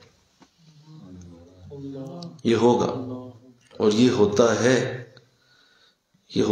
کہ اگر کوئی اس امانت کو نہ اٹھائے تو پھر وہ امانت ٹرانسفر کی جاتی ہے کسی اور طرف، اس کو کسی اور طرف لے جایا جاتا ہے، اور پھر وہ کام تو اللہ نے اپنا نکالنا ہے، بولو سارے جی اس نے تو نہیں رکنا، نہ اس نے تمہاری عبادت ریاضت کا انتظار کرنا ہے کہ محترم جب تک خلافت پہ نہیں آتے تو میرا کام ذرا رکا رہے نا، ہیں جی محترم ذرا بڑے ہو جائیں، ذرا یہ عقل مند ہو جائے، ذرا سمجھدار ہو جائے، ذرا اس کو اور ذرا روحانیت، بھائی وہ کیوں انتظار کرے تیرا؟ تو اس کی کہاں نظروں میں کس جگہ تو ان کی جگہ پہ ایگزسٹ کرتا ہے؟ وہ کسی اور سے کام لے لیں، کسی اور سے وہ اس نیکی کے رستے پہ لگا لیں۔ تو یہ ہماری وہ بد نصیبی ہے جس پہ میں ذکر کرنا چاہتا تھا، اللہ نے آج موقع دے دیا کہ ہم اس میں بہت بڑے بد نصیب واقع ہوئے کہ تھے تو آبا تمہارے ہی مگر تم کیا ہو، ہاتھ پہ ہاتھ دھرے منتظر فردا ہو۔ اور مطلب اتنی برکتوں والے لوگ تمہارے ساتھ جڑے ہوئے ہیں، اور تمہارے تک آتے آتے ایسے لگتا ہے کہ ہے ہی کوئی شے نہیں۔ اور آج ان بزرگوں کی برکتوں کا ذکر کریں تو اچنبے کی عجیب حیرانی سی ہوتی ہے، اچھا اس طرح کے لوگ بھی ہوندے سن، اور ہم اپنے آپ کو دیکھیں، اپنے ماحول کو دیکھیں تو نظر ہی کوئی شے نہیں آتی۔ کیوں؟ اس طرح کی کوئی سوچ ہی نہیں، اس طرح کوئی ذہن ہی نہیں ہے ہی نہیں۔ تو اللہ اس کو موڑ دیتا ہے۔ دریا اپنا راستہ کبھی نہیں روکتا، وہ اپنے پانی کو موڑ کے آبادیوں میں گھس جائے گا لیکن اپنے بہاؤ کو نہیں روکے گا۔ یعنی اپنے بہاؤ کو وہ کہے نہیں اوہو آگے تو آبادی آ گئی ہے، نہیں رکو ذرا یہاں نہیں میں نے بہنا، نہیں، وہ گلیوں میں سے نکل جائے گا، وہ بازاروں میں گھس جائے گا، وہ تمہارے گھروں کے اندر چلا جائے گا لیکن اپنے بہاؤ کو نہیں روکے۔ تو ایسے ہی اللہ والوں کا نور کبھی نہیں رکتا۔ یہ بات غور سے سنیں، اللہ والوں کا نور اور روشنی کبھی بھی نہیں رکتی، یہ جدھر سے رستہ ملے گا یہ نکل جائے گی، اور تم غلط فہمی مارے جاؤ گے کہ میں پیر صاحب کی اولاد ہوں، میں جو ہے بہت بڑے خلیفہ صاحب کا بیٹا ہوں، میں بہت بڑی خلیفہ صاحب کی بیٹی ہوں، یا میں جی فلاں پیر صاحب کا مرید ہوں، اور تیرے تک کوئی نہیں آنا۔ اگر وہ اس لیول کی کوشش اور محنت نہ کی گئی تو اللہ اسے پھیر دے گا کسی اور طرف لے جائے گا۔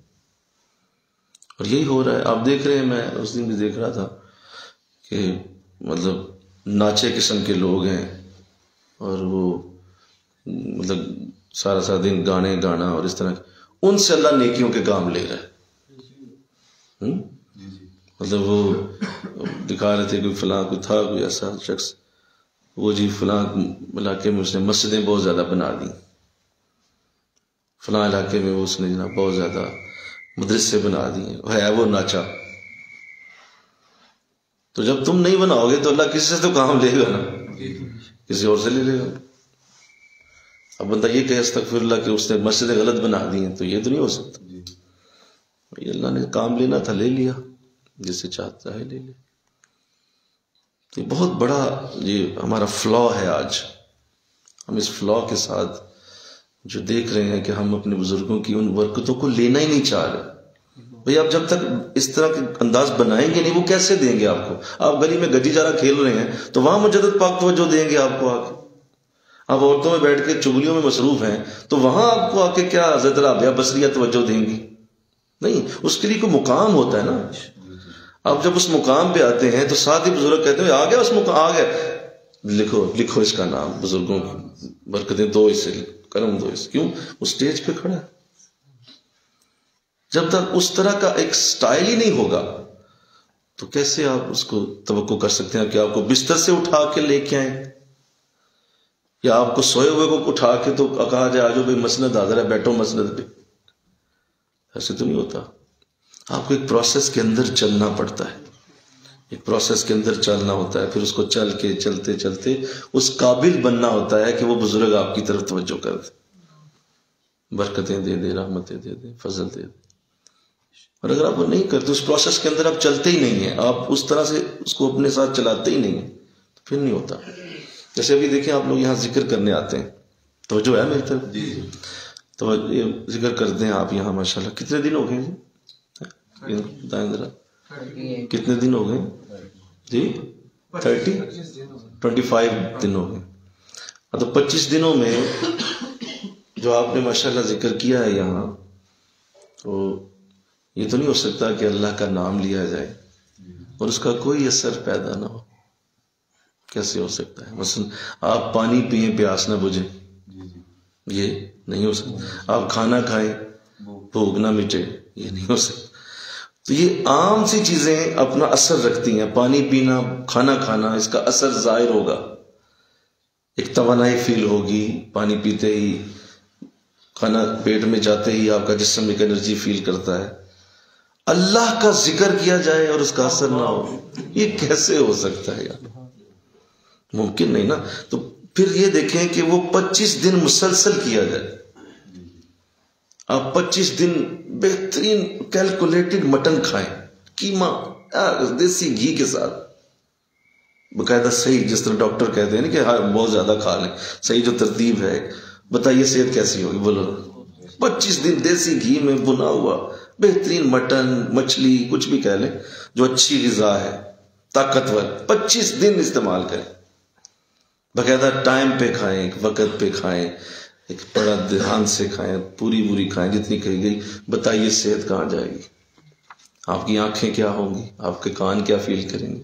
آپ کا سینہ، آپ کے جسم کے اعضاء، ہاتھ، آپ کے دل کی دھڑکنیں، آپ کی وینز، آپ کا بلڈ سرکل، ہر جگہ کیا اس کی برکت نہیں جائے گی؟ بولو نا یار، کہ نہیں جائے گی؟ جائے گی. پاؤں بھی فیل کرے گا، دماغ فیل کرے گا، آپ کے بال تک اس کی برکت پہنچ جائے. وہ یہ مٹن 25 دن کھایا جائے تو یہ حالت ہوتی ہے. 25 دن اللہ کا ذکر کیا جائے، مسلسل کیا جائے، کیا حالت ہوتی. تو جب آپ یہ پروسیس سے گزرتے ہیں نا تو پھر آپ اس کے لیے تیار ہو جاتے ہیں جو آگے برکت آپ کو ملنی ہوتی. اور اس پروسیس کے بغیر نہیں. جیسے کوئی بھی آپ جب یہ دیکھیں نا، بڑے بڑے جو باڈی بلڈرز ہوتے ہیں، یہ جب کسی بڑے مقابلے میں شریک ہوتے ہیں تو یہ بستر سے اٹھ کے جا کے وہاں شریک ہوتے ہیں. پورے پروسیس سے گزرتے ہیں نا، پیچھے سے بڑی 1 سال 2 سال کی وہ محنتیں کر کے پھر ایک وقت آتا ہے، آئیں جی اب آپ آ جائیں اس ٹائٹل کے لیے، you are the wild person, آ جائیں یہاں پہ کھڑے ہوں، دکھائیں اپنی مہارت.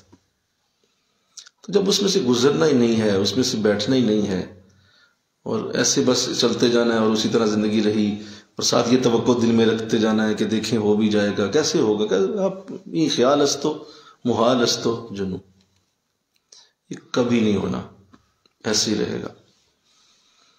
اور اس پہ جتنا دکھ ہے، تکلیف ہے، وہ شاید کبھی نہ ہو کہ ہمارے بزرگوں کے اتنے بڑے حالات، اتنی بڑی بڑی برکتوں کے نام، لیکن جب اپنے دور میں دیکھتے ہیں تو اتنی تکلیف ہوتی ہے کہ کوئی جب ایسی بات کر دے کہ دیکھیں جی ہم تو مانتے ہی نہیں بزرگوں کو، بھائی کیا عجیب بیوقوفانہ قسم کی بات. اس دور میں تم لوگ بیٹھے ہوئے ہو کہ جہاں ان بزرگوں کا ویسے ہی انکار کر دیا جاتا ہے. تو بتاؤ کہ اگر تم ان کے اس نوکر کی طرح اگر چلتے ہو تو بتاؤ یہ لوگ کتنا خوش ہو کے دعائیں کریں گے. یار اس دور میں یہ بندہ ہمارا نام لے رہا ہے جب ہمیں بالکل ڈینائی کیا جا رہا ہے. بھئی یہ دیکھو نا اس دور میں تو یہ ایک دوسرے کے ہم نشیں ہوتے تھے اور لوگ جا جا کے بیٹھتے تھے فلاں بزرگ ہے فلاں بزرگ ہے آج فلاں کی صحبت. دیکھیں ابھی آپ نے پڑھا کہ اتنے بزرگوں سے ملاقاتیں ہیں کہ اتنے ہزاروں لوگوں سے ملاقات ہوئی فلاں کی ہزاروں لوگوں سے بھئی کیسے ملاقات ہوگی کیونکہ دور ہی ایسا تھا. بولو نا ذرا جی دور ہی ایسا ہر طرف بزرگوں کے آستانے بزرگوں ہر گلی میں آستانے اور صحیح درست اعلیٰ بڑے پاکیزہ لوگ. یار آج ذرا فلاں کی مجلس میں نہ جا کے بیٹھے چلے ادھر چلتے ہیں ادھر محفل کر لی آج فلاں بزرگ کی مجلس میں چلتے ہیں ادھر کل چلے گئے وہاں بیٹھ گئے. او ہو جیسے آج استغفر اللہ لوگ سینمے نہیں منتخب کرتے کہ آج فلاں جگہ جا کے نا فلم دیکھیں آج فلاں جگہ جا کے نا کوئی گانے دیکھیں تو ادھر چلے جاتے. ایسے ہی یہ چوائسیز ہوتی تھیں اللہ والوں کی کیسے کیسے لوگ ہوتے تھے اور ان کے پاس بیٹھنا. ٹھیک ہے بے شمار اکابر و فقہا سے آپ کی ملاقات ہوئی. لوگ ہماری زندگی میں ایک بندہ آپ بتائیں جس سے ملاقات ہے کسی نہیں سمجھ رہی بات آپ نیند تو نہیں آ رہی آپ سب ایک بندے سے ملاقات ہے کوئی نہیں. یہ دیکھیں لکھا بے شمار فقہا سے آپ کی ملاقات ہوئی بے شمار یعنی وہ اتنے زیادہ ہیں کہ تعداد کو نہیں لکھی. ہماری کس سے ملاقات تھنک اباؤٹ اٹ آپ سوچے تو صحیح ہماری کس سے ملاقات. ایک ہمارا شیخ ہوتا ہے اس سے بھی کوئی نہیں ملتی آ جا کے ایک ملا ہوتا ہے اول تو بہت ساروں کو وہ بھی نصیب کوئی نہیں اور وہ بیچارے ویسے ہی مر گئے کھپ گئے اور ان کی زندگی ختم ہو گئی کہ ان کو شیخ جیسی نعمت سے نہیں اللہ نے نوازا. وہ ہے ہی نہیں جن کے ہیں وہ بھی اسی طرح بس بیچارے کو پتہ ہی کوئی بھائی کسی وہ لکھا ہوا ہزاروں کئی بے شمار فقہا سے ملاقات ہوئی اور یہ بھی اوپر متعدد صحابہ کرام سے ملاقات ہوئی.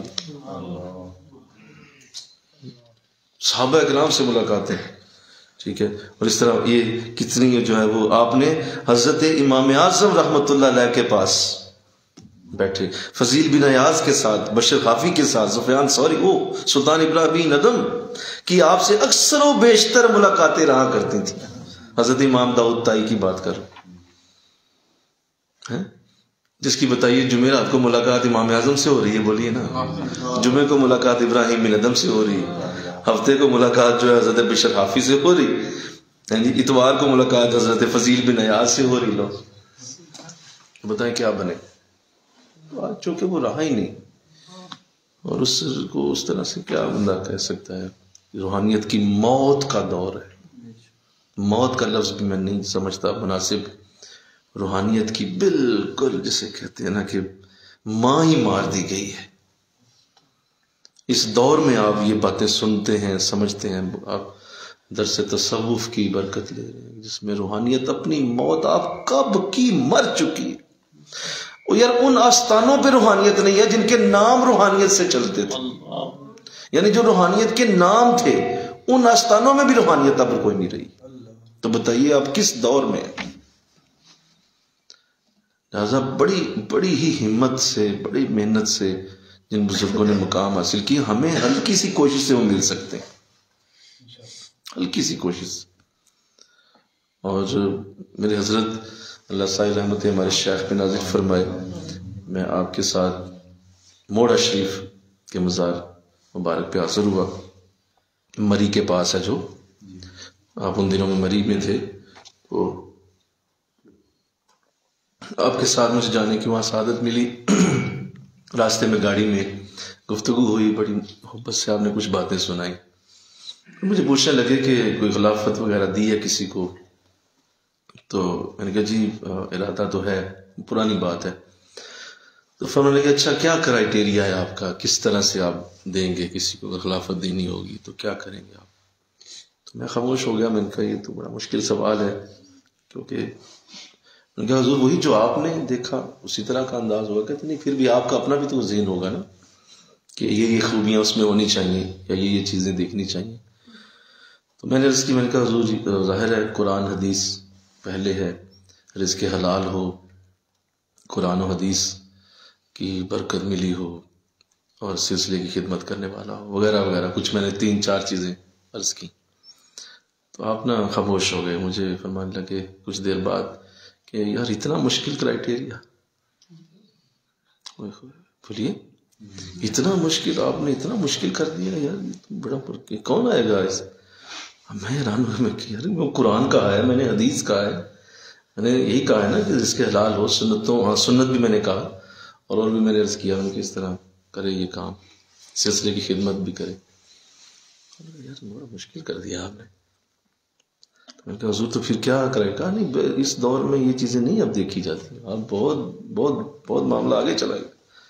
اب تو اتنا سخت دور ہے کہ ایسا آپ ڈھونڈنے نکلیں گے، کون ڈھونڈے، کون ملے گا آپ کو؟ تو حضور تو ایک ہی کرائٹیریا رکھیں، بس صرف ایک کرائٹیریا رکھیں، وہ یہ کہ جو آپ سے محبت میں سب سے بڑا ہو. اللہ بس کافی ہے، باقی چیزیں اسے خود ہی آ جائیں گی. ہاں ملک کا سبحان اللہ، باقی چیزیں اس سے خود ہی آ جائیں گی. اسے آپ کے ساتھ سچی محبت ہو، پیار ہو، صحیح محبت ہو، اور وہ اللہ رسول کے لیے محبت ہو. صرف اس لیے کہ جب بھی ان کے پاس بیٹھتا ہوں یہ قرآن حدیث اللہ رسول کی طرف لے جاتے ہیں اور اس سے وہ محبت میں آگے نکلے. میرا دور بہ کے محبت ہی نہ کرتا جائے، تو بس وہ آگے نکلے تو پھر کافی، بس یہی کرائٹیریا. میں ختم ہوگی بات، یہی ہوگا. تو اب نا منیمم کرائٹیریا پہ بزرگ آ چکے ہیں. بولو اب تو بات بہت پیچھے آ گئی ہے. اب تو بس ہلکا سا ہاں کرنی ہے آپ نے، اللہ نے اٹھا کے عرشوں پہ لے جانا. ہلکی سی ہاں کرو بس، اور دیکھو پھر اس کے کمال. تو اب تو وہ انداز ہے نہیں. اللہ توفیق دے دے انشاءاللہ، کہہ دیجیے سعادت دے دے. اور جو آج میں نے اصول عرض کیا، جس اصول پہ میری آپ سے بات ہوئی، اور جس طرح سے آپ نے بزرگوں کے نام لیے، اور آخری بات عرض کر رہا ہوں کہ ان کے ناموں کو لینا اپنے شیخ کے سامنے، یہ بھی بڑی بات ہے. بولیے کہ اپنے بزرگوں کو یاد کیا گیا، اپنے شیخ کے سامنے بات کی، ان کو لکھا ہے کہ حضور ان کو بھی میں نے اسی مقام پہ دیکھا ہے. تو اس سے آخری بات کرنے لگا ہوں. جو آپ پہلے بتا رہے ہیں کہ میں بقا میں آ گیا تھا اور بقا کے ساتھ مشرف ہوا ہوں، تو وہ حدیث جو حضور کی ہے، جو آقا اسلام نے ارشاد فرمایا، اس حدیث کو آپ نے اپنے الفاظ کے اندر ڈالا ہے. جو حضور نے ارشاد فرمایا کہ حشر کے دن اللہ بہت سارے لوگوں کو نبیوں کی کرسیوں پہ بٹھا دے گا اور ان کو وہی مقام دے گا جو نبیوں کو دیا گیا. اسی طرح کی کرسی ہوگی، چیئر ہوگی، کوئی اس میں بناوٹ میں فرق نہیں ہوگا، اور نبی کے ساتھ بیٹھا ہوگا ایک شخص. لوگ پوچھیں گے مولا یہ کون ہے؟ یہ تو نبی تو نہیں ہے. تو فرمایا جائے گا کہ یہ وہی ہیں جنہوں نے وہی کام کیا جو نبیوں والے تھے. نبیوں والے کام کرتے رہے، اس لیے ان کو جگہ بھی اور مقام بھی بولیے وہی دیا گیا. تو آپ دیکھیے مجدد پاک کب آئے؟ بڑے عرصے بعد. مقام کہاں دیکھ رہے ہیں؟ شاہ نقشبند کے ساتھ، داؤد تائی کے ساتھ، حبیب اجمی کے ساتھ، حضرت معروف کرہی کے ساتھ. آپ ہمارے ان سب کو میں وہیں دیکھ رہا ہوں. یہ بھی اسی جگہ پہ تھے جہاں میرا مقام میں نے دیکھا کہ اب بقا کے ساتھ جب سے مشرف ہوا ہوں تو میرا معاملہ ان کے ساتھ جڑ گیا. اس سے یہ ثابت ہوا کہ جو شخص بھی نیکی کا پیغام، بقا میں نے جیسے عرض کر دیا، بقا کا مطلب یہ ہے کہ آپ نیکی کو پھیلاتے ہیں اور آپ پھیلانے میں لگ جاتے ہیں. تو جو اس طرح کے انداز بنائے گا اس کو پھر کہنا نہیں پڑے گا، اللہ خود ہی اس کو ان بزرگوں کے مقام پہ لے جائے گا. اور جس طرح ان کو بزرگوں کو دیا کرتا تھا اللہ، برکتیں اور دعائیں اور رحمتیں ملتی تھیں، ایسے ہی ان کو بھی ملیں گی. حالانکہ یہ 100 200 400 سال کے بعد پیدا ہوا، لیکن انہی بزرگوں کے قدموں میں جا بیٹھا جو کئی 100 سال پہلے یہی کام کر کے دنیا سے گئے. تو یہ حضور کی حدیث کو آپ نے اپنے اس جو ہے وہ اس متن کے اندر ڈالا ہے. سمجھ آئیے بات؟ جی کہ جس طرح حضور نے ارشاد فرمایا کہ عام شخص بھی وہاں بیٹھ جائے گا نبیوں کے ساتھ، تو ایسے آپ ہمارے میں بھی اپنے آپ کو اسی جگہ پہ دیکھتا ہوں. تو اس سے یہی کوئی نہ سمجھے کہ اللہ معاف فرمائے یہ کوئی مطلب فضول قسم کے بعض خیالات آتے ہیں. دیکھیں جی مطلب خود کو کہہ رہے ہیں کہ میں ان کے برابر ہو گیا، یا خود کو کہہ رہے ہیں کہ میں ان جیسا ہو گیا. یہ فضول باتیں جو ہے نا، یہ وہی کرے گا جس کو ذہنی فطور ہوتا ہے. سمجھدار آدمی سمجھتا ہے کہ یہ ایک روحانی کیفیت ہوتی. آپ کا درجہ اپنا ہے، آپ اپنے ہی دور میں رہے اور اپنے ہی دور میں خدمات سر انجام دیں. ہاں یہ ہے کہ اللہ روحانی طور پہ کسی جگہ بھی لے جائے، بلندی عطا فرمائے، کسی بھی شخص کو وہاں تک پہنچا دے اور اللہ اس کو برکت دے دے، اس میں کوئی شک نہیں. ہو جاتا ہے ایسے، اللہ کرتا ہے کہ اپنے بندوں کو اس سے اگلی برکتوں کو دینے کے لیے روحانی بلندیاں عطا کرتا ہے. تو یہ مقصد یہ نہیں کہ وہیں پہ بیٹھے رہ کے واپس بھی آگے ہوں گے. آپ بولیے واپس آگے ہوں گے اور پھر آپ اپنے جو دور میں آپ نے کام کیے وہ کرتے رہے ہوں گے آپ. تو ایک بنیادی میں نے بات عرض کیا. بعض لوگ اس میں بھی مخمصے میں پڑ جاتے ہیں کہ دیکھیں جی اتنے بڑے بزرگوں کے نام لے رہے ہیں اور کہہ رہے ہیں بلکہ آگے تو کون مکتوب آئے گا، اس میں آپ نے یہ کہہ دیا ہے کہ میں نے حضرت ابوبکر صدیق رضی اللہ تعالیٰ عنہ کے مقام کو دیکھا اور جس مقام میں نے اپنے آپ کو اسی مقام کے رنگ میں رنگا ہوا پایا. اب یہ جملہ جو ہے یہ تو عام لوگوں کے لیے تو یہ تو وہ پکڑ کے ہو سکتا ہے ویسے وہ بہت بڑا فساد کھڑا کر دے کہ یہ آپ حضرت ابوبکر صدیق رضی اللہ عنہ کے مقام پہ دیکھا اور پھر اسی طرح کا رنگ میں نے اپنے اوپر دیکھا. تو شکر ہے کہ اسی مکتوب میں آپ نے خود ہی اس کی وضاحت کر دی اور ظاہر ہے کہ آپ کو بھی پتا تھا کہ میرے لفظوں کو برداشت کرنا ممکن نہیں ہوگا، بڑے بڑے لوگ اس میں مشکل میں آئیں گے. تو آپ نے کہا بھائی یار اتنی سادہ سی بات ہے کہ اگر بادشاہ کسی کو اپنے محل میں بلا لے محل دکھانے کے لیے تو تھوڑی دیر کے لیے محل کی روشنی اس میں بھی پڑتی ہے یار. بولو نا یار بھائی محل کی جو لائٹیں ہوں گی کیا اس پہ نہیں پڑیں گی؟ یا محل کا جو وہاں پہ دلان ہوگا اس کا جو باغ ہوگا اس کی خوشبو کیا اسے نہیں آئے گی؟ کیا وہ وہاں کی جو سیٹوں پہ بیٹھے گا صوفوں پہ بیٹھے گا تو اس کی نرمی اسے محسوس نہیں ہوگی؟ ضرور ہوگی. اور میں بھائی جس طرح بادشاہ محل میں بلاتا ہے کسی کو دکھانے کے لیے تو ایسے ہی اگر کوئی محل جلا جاتا ہے تو وہ وہاں رہائش اختیار تو نہیں کرتا یا وہ یہ تو نہیں کہتا یہ محل میرا ہو گیا ہے، بلکہ وہ تھوڑی دیر کے لیے مہمان ہوتا ہے اور اس کے بعد بادشاہ سے ملتا ہے، اس کو بٹھاتا ہے، کھانا کھلاتا ہے، جو بھی ہے ملاقات ہوتی ہے اور پھر اسے واپس اس کے شہر پہنچا دیا جاتا ہے. تو ایسے ہی میں اگر یہ کہہ رہا ہوں کہ آپ کے مقام کے ساتھ میں نے اپنے آپ کو رنگا ہوا دیکھا تو اس سے مراد یہ ہے کہ مجھے ٹیمپریری طور پہ اسی کیفیت سے گزارا گیا جس طرح سیدنا صدیق اکبر رضی اللہ تعالیٰ عنہ کی کیفیات ہوتی. لیکن میں واپس آ گیا ہوں بھائی، میں اسی جگہ ہوں، میں کوئی ابوبکر نہیں بنا، استغفر اللہ، میں ان جیسا نہیں ہو سکا، نہ ہو سکتا ہوں، لیکن میرے اندر یہ اس طرح کا انداز آیا کہ جیسے انہوں نے کام کیا. تو لہذا یہ آپ کی خوبی ہے کہ آپ نے ساتھ ہی اس کی وضاحت بھی کر دی. تو اللہ سمجھنے کی توفیق عطا فرمائے، اللہ آپ سب کو برکت دے. اور آج جو گفتگو ہوئی اللہ اس کو ہمارے ذہنوں ہمارے سوچوں میں اتارے. وما علینا الا البلاغ. ذکر کرو.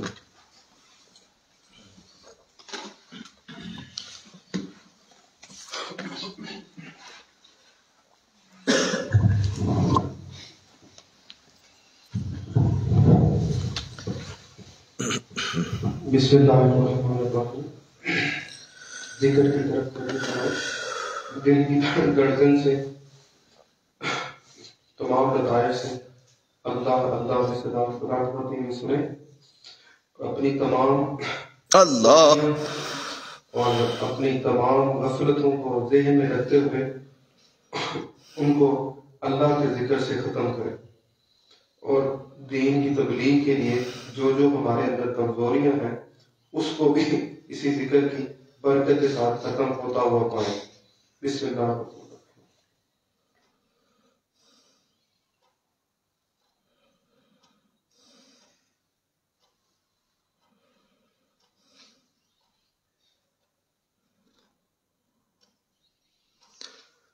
اللہ اللہ اللہ اللہ اللہ.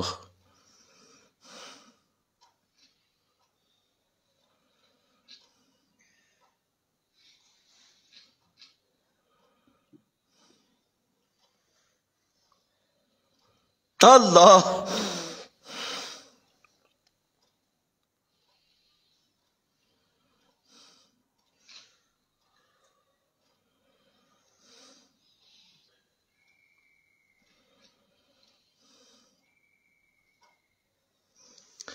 لا الہ الا اللہ محمد رسول اللہ صلی اللہ علیہ وسلم. ادھر ہی دے دے.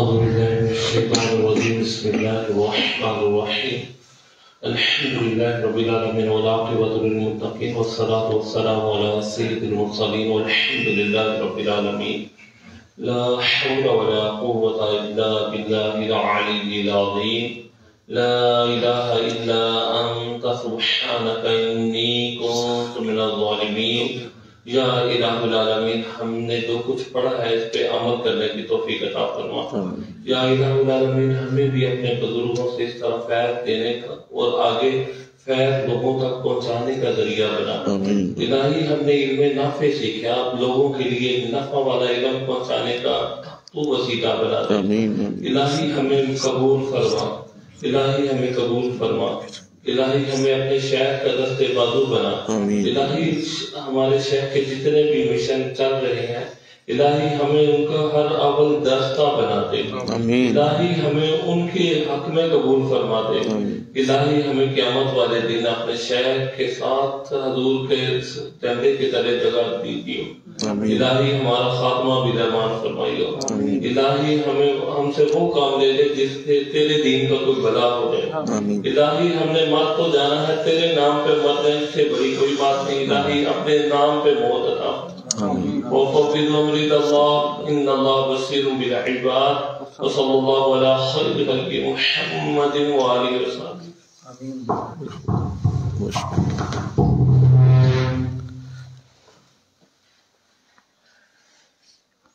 ماشاءاللہ